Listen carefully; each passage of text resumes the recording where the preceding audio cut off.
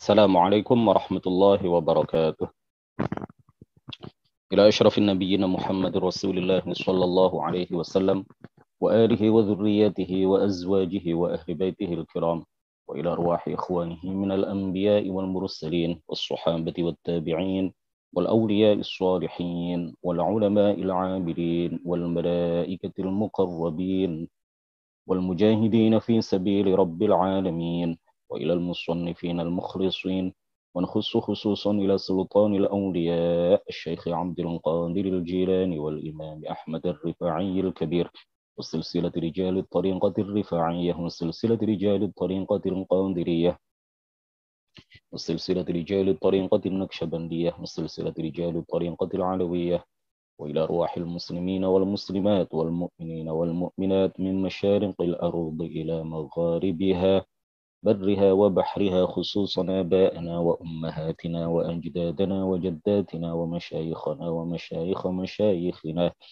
وأساتذتنا وأساتذة أساتذتنا ونخص خصوصا إلى شيخ مشايخنا الشيخ عبد الله الهرري والشيخ نزار حلبي والشيخ محمد هاشم أشعري الشيخ عبد الوهاب حسب الله الشيخ بصري شنصوري والشيخ عبد العزيز مشكوري الشيخ عبد المهيمن نور وسائر مشايخنا وأساتذتنا ونخص خصوصا إلى أولادنا بنية أن يجعلهم الله الصالحين والصالحات وإلى من فتح ونشر الإسلام في هذه القرية وإلى مؤلف هذا الكتاب وبنية التوفيق والتيسير وبنية قضاء جميع الحاجات والديون وبنية الشفاء والنصر على الأعداء وقبول الدعاء ونيل كل سول ورؤية الرسول وشفاعة الرسول ومرافقة الرسول في الآخرة ولرضاء الله الفاتحة. أعوذ بالله من الشيطان الرجيم. بسم الله الرحمن الرحيم. الحمد لله رب العالمين الرحمن الرحيم مالك يوم الدين إياك نعبد وإياك نستعين اهدنا الصراط المستقيم صراط الذين أنعمت عليهم غير المغضوب عليهم ولا الضالين آمين. بسم الله الحمد لله والصلاة والسلام على سيدنا محمد رسول الله وعلى آله وصحبه ومن والاه ولا حول ولا قوة إلا بالله. رب اشرح لي صدري ويسر لي أمري وثبتني على الإيمان. اللهم لا سهل إلا ما جعلته سهلا وأنت يا حي يا قيوم تجعل الحزن إذا شئت سهلا. أما بعد. Soal jawab nomor 41. Qala al-muallifu rahimahullahu ta'ala wa nafa'ana bihi wa bi'ulumihi wa amaddana bi amdadihi wa afadha alaina min barakatihi amin. Sebutkan dalil dibolehkannya peringatan Maulid Nabi Muhammad sallallahu alaihi wasallam. Jawab, Allah Subhanahu wa taala berfirman, waf'alul khaira la'allakum tuflihun. Dan lakukanlah kebaikan supaya kalian beruntung. Quran surat Al-Hajj ayat 77. Dalam hadis Rasulullah sallallahu alaihi wasallam bersabda, "Man sanna fil Islami sunnatan hasanatan falahu ajruha." Rawahu Muslim. Barang siapa memulai atau merintis dalam Islam perbuatan yang baik, maka akan memperoleh pahalanya. Hadis riwayat Imam Muslim. Hadirin, hadirat rahimakumullah, kita telah sampai pada soal jawab nomor 41. Dari 51 soal jawab yang kita kaji di dalam kitab Aqidah Umat Islam yang merupakan terjemahan dari kitab kecil yang berjudul dalam bahasa Arab Aqidatul Muslimin yang telah direkomendasikan oleh Jami'atul Azhar. Al-Azhar University merekomendasikan buku ini, kitab ini untuk diajarkan di lembaga-lembaga pendidikan di seluruh dunia. Apa dalil? Mad dalilu ala jawazil ihtifali bil maulidin nabawiyyi syarif. Apa dalil dibolehkannya peringatan Maulid Nabi Muhammad sallallahu alaihi wasallam? Di dalam buku kecil ini disebutkan dua dalil. Yang pertama adalah waf'alul khaira la'allakum tuflihun. Ini adalah dalil umum. Karena dalil itu ada dua. Ada dalil yang sifatnya umum dan ada dalil yang sifatnya khusus. Para ulama, kalau kita cermati dengan seksama, cara mereka di dalam berdalil, di dalam masalah apa saja, itu mereka tidak hanya menyebutkan dalil-dalil secara khusus ya sebagai pedoman bagi kita untuk menguatkan satu permasalahan. Ya, atau ketika mereka berdalil dengan sebuah dalil yang mereka lakukan, ada kalanya berdalil dengan menggunakan dalil yang umum dan ada kalanya mereka berdalil dengan menggunakan dalil yang khusus. Ya, dalil khusus itu artinya dalil yang secara eksplisit berbicara mengenai permasalahan yang sedang dibahas. Dalil umum, ini kalau kita cermati cara berdalil para ulama, mereka juga terbiasa menggunakan dalil-dalil yang sifatnya umum. Dalil yang sifatnya umum itu artinya dalil yang walaupun secara khusus tidak secara eksplisit menyebutkan satu permasalahan, tetapi permasalahan tersebut tercakup di dalam dalil yang sifatnya umum ini. Di antara dalil yang sifatnya umum adalah waf'alul khaira la'allakum tuflihun. Ayat ini sama sekali tidak menyebut kebolehan peringatan Maulid Nabi secara khusus. Tetapi ayat ini menjelaskan kepada kita dan memerintahkan kepada kita untuk melakukan kebaikan agar kita beruntung. Peringatan Maulid Nabi kalau kita lihat di lapangan, peringatan Maulid Nabi secara umum, susunan acaranya adalah membaca ayat Al-Quran, membaca sholawat kepada baginda Rasulullah, sedekah, karena orang-orang biasanya ketika berkumpul untuk merayakan Maulid di satu tempat, mereka membawa makanan, diniatkan oleh mereka sebagai sedekah untuk tetangga, sedekah untuk orang yang hadir di dalam acara Maulid itu. Kemudian mereka juga mendengarkan pelajaran-pelajaran terkait dengan ilmu agama. Disebutkan biografi Rasulullah Shallallahu Alaihi Wasallam agar orang-orang yang hadir kecintaan mereka kepada baginda Rasulullah semakin kuat, semakin kokoh dan diakhiri dengan doa. Rangkaian acara Maulid biasanya adalah seperti ini. Dan ini semuanya adalah kebaikan. Karena ini semuanya adalah kebaikan, maka kita lakukan sesuai dengan perintah Allah di dalam Al-Quran, waf'alul khaira la'allakum tuflihun. Kemudian ada dalil juga yang biasa dikemukakan oleh para ulama untuk menyatakan bahwa memperingati hari lahir baginda Rasulullah Shallallahu Alaihi Wasallam itu dibolehkan di dalam Islam, bahkan dianjurkan. Salah satu dalil yang biasa dikemukakan oleh para ulama adalah hadis riwayat Imam Muslim. Dalam kitab Sahih Muslim, ketika Rasulullah Shallallahu Alaihi Wasallam ditanya tentang kenapa beliau berpuasa di hari Senin, beliau mengatakan apa? Dzaka yaumun wulidtu fihi. Hari Senin itu adalah hari di mana aku dilahirkan. Rasulullah ingin bersyukur kepada Allah Subhanahu wa taala atas hari dilahirkannya beliau.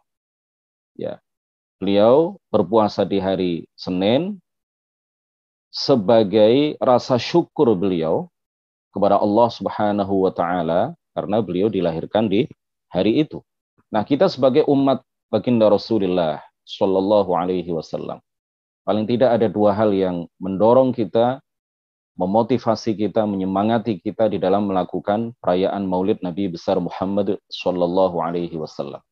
Yang pertama adalah bentuk syukur kita kepada Allah atas dilahirkannya baginda Rasulullah Shallallahu Alaihi Wasallam. Beliau adalah rahmat kepada kita semuanya.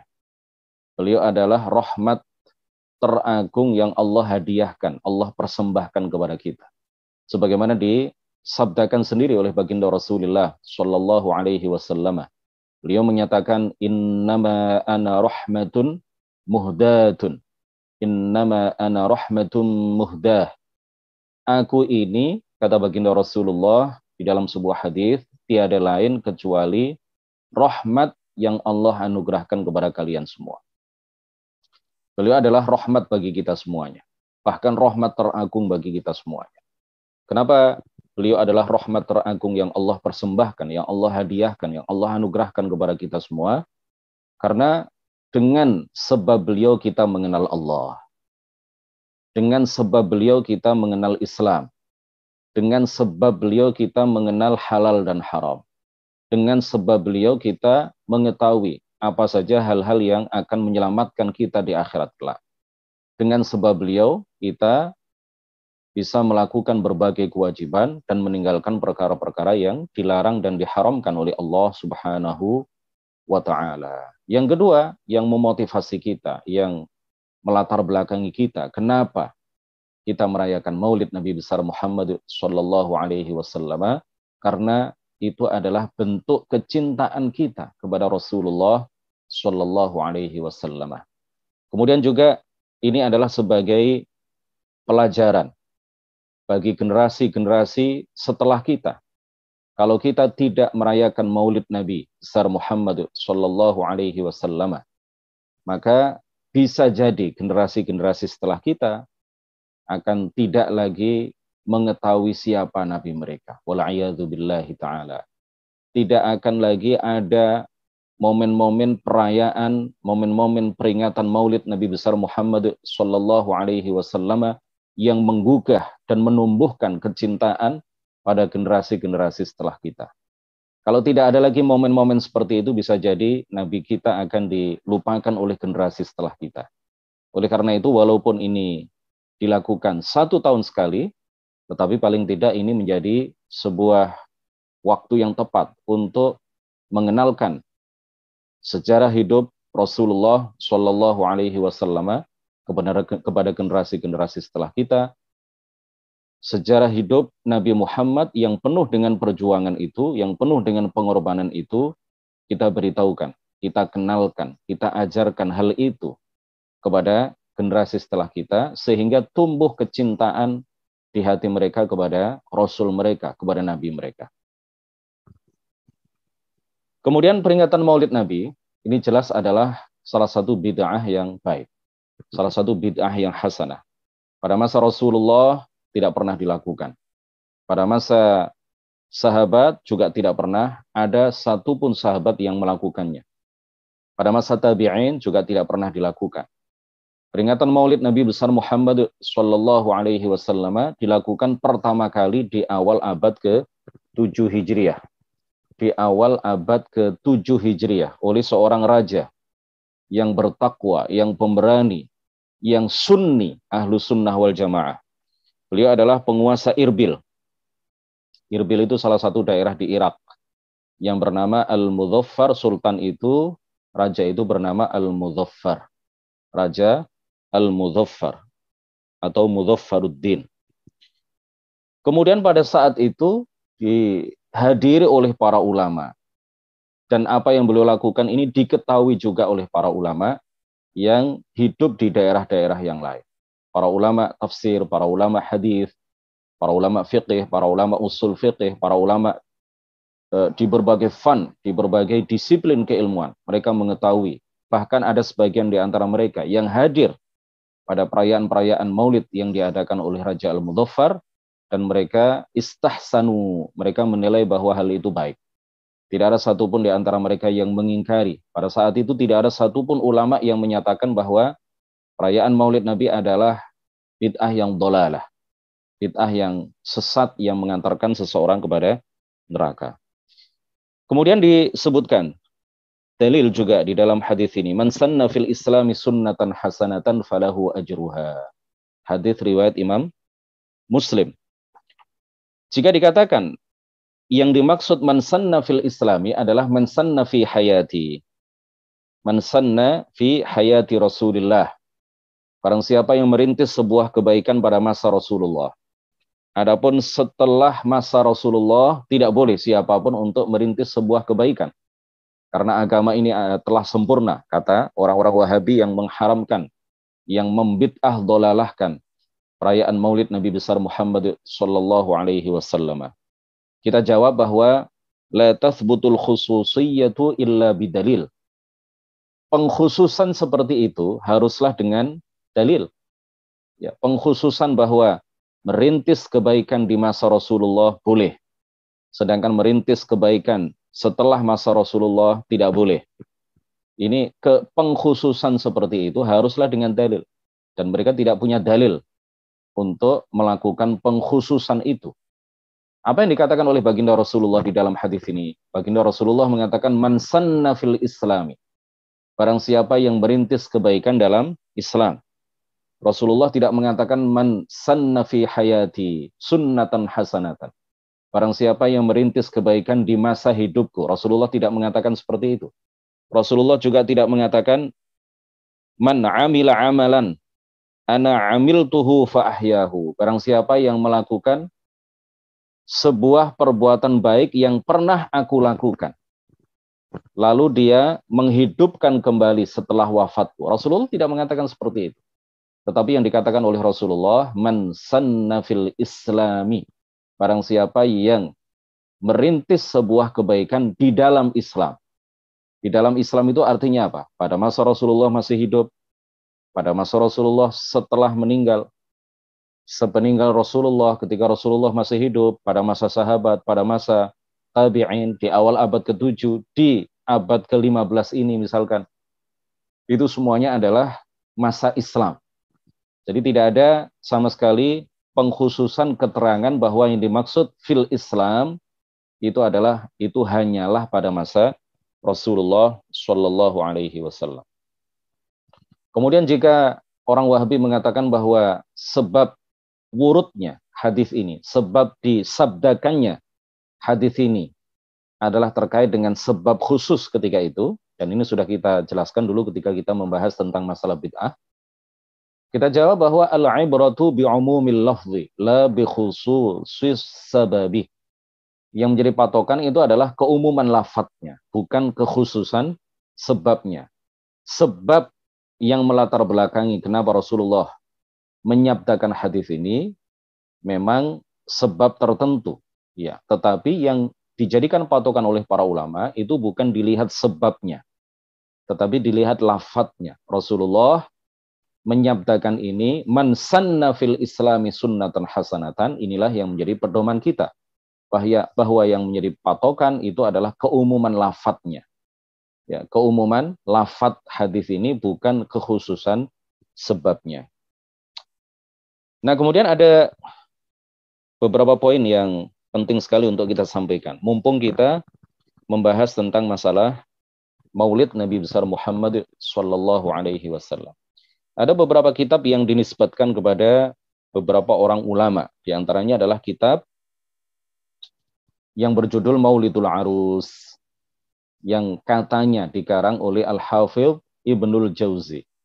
Nah, ini adalah sebuah kebohongan. Buku ini di dalamnya ada keterangan-keterangan yang sangat bertentangan dengan apa yang dijelaskan oleh para ulama ahli sunnati wal jamaah.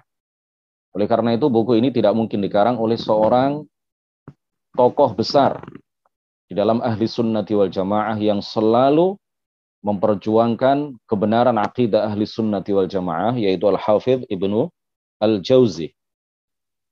Kitab itu bukanlah karangan beliau, hanya dinisbatkan kepada beliau secara dusta.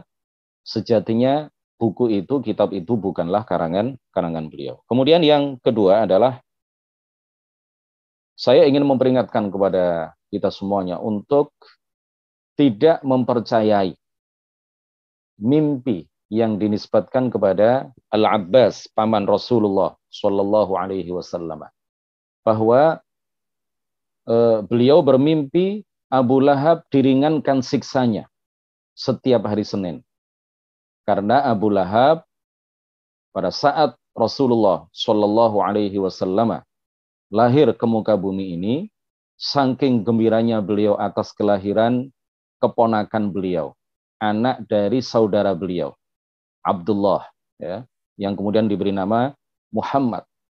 Beliau punya saudara namanya Abdullah. Abdullah ini adalah ayahanda dari Nabi kita, Nabi Agung Muhammad Sallallahu Alaihi Wasallam.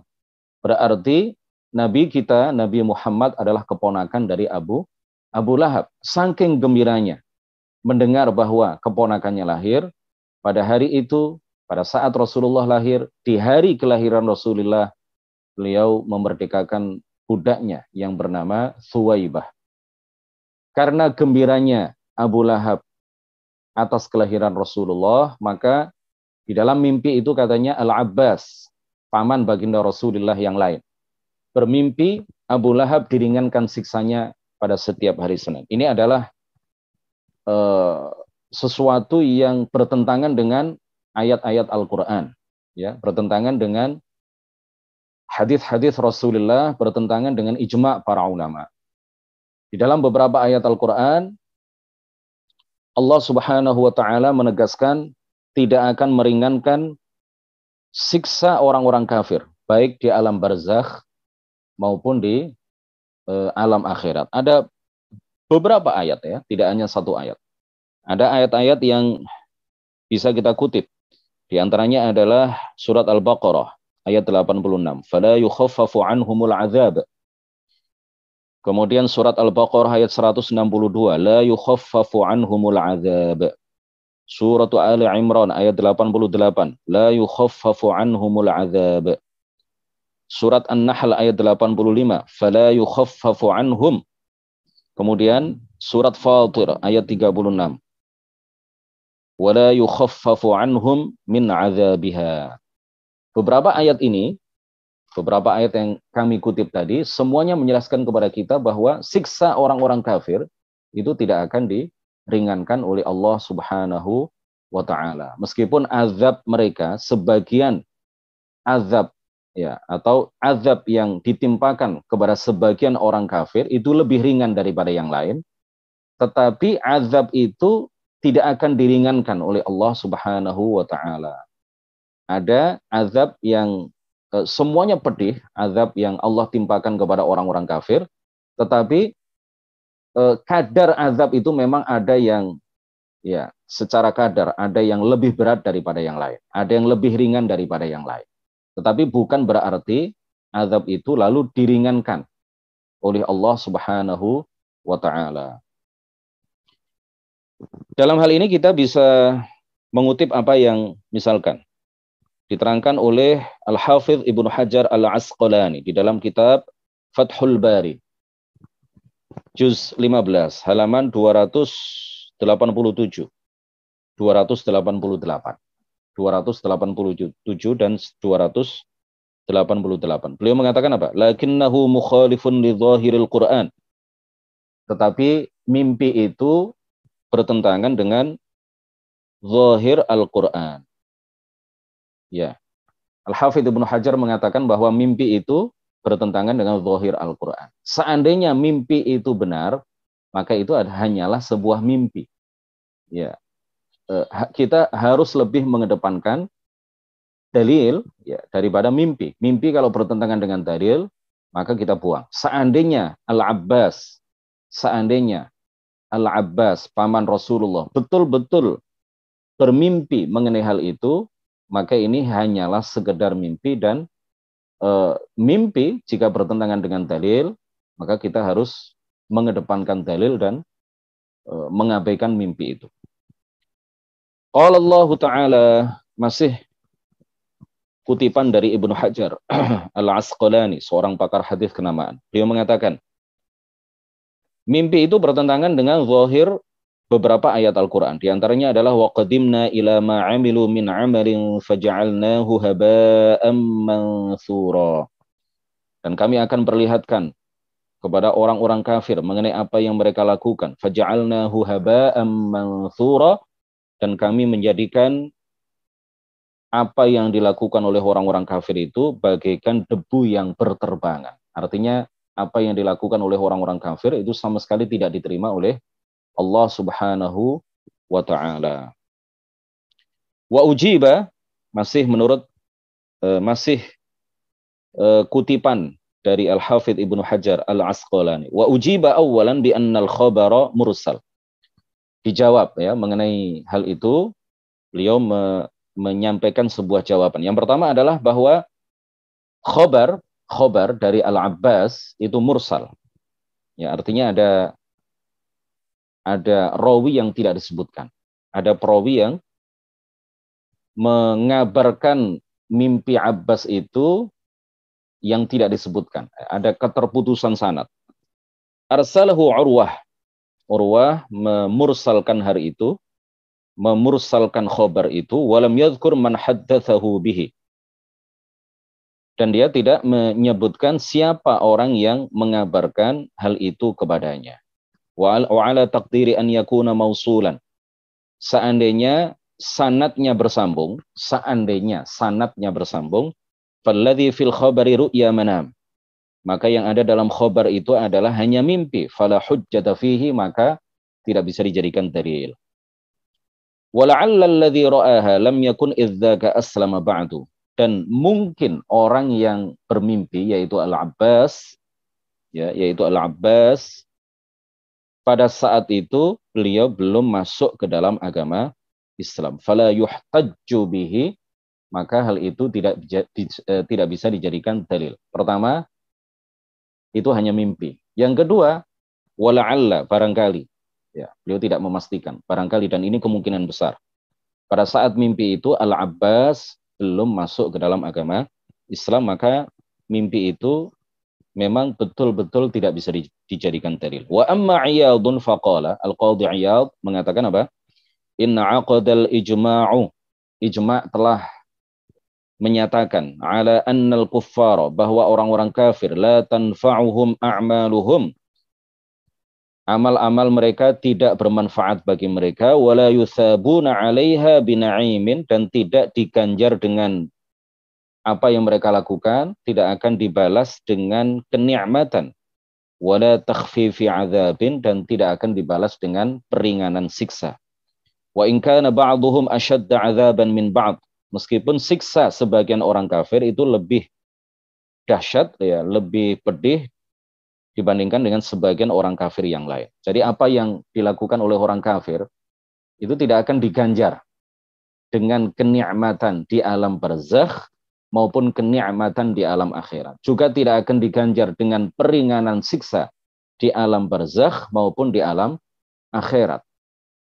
Abu Lahab ketika memerdekakan budak, ya, budaknya yang bernama Thuwaibah, karena gembira mendengar kelahiran baginda Rasulullah Shallallahu Alaihi Wasallam, yaitu tentu adalah kalau seandainya dilakukan oleh seorang Muslim itu adalah sebuah kebaikan. Tetapi karena yang melakukan itu adalah orang kafir, maka hal itu tidak bermanfaat baginya.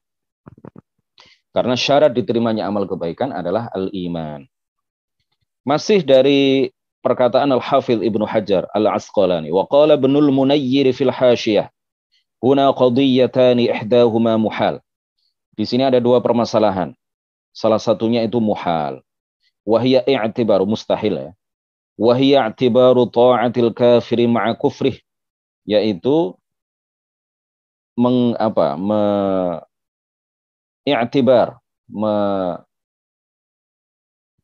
menyatakan, ya, salah satu permasalahan itu menyatakan bahwa ketaatan orang kafir selama dia masih dalam kekufuran itu diberi ganjaran. Nah, ini yang tidak mungkin.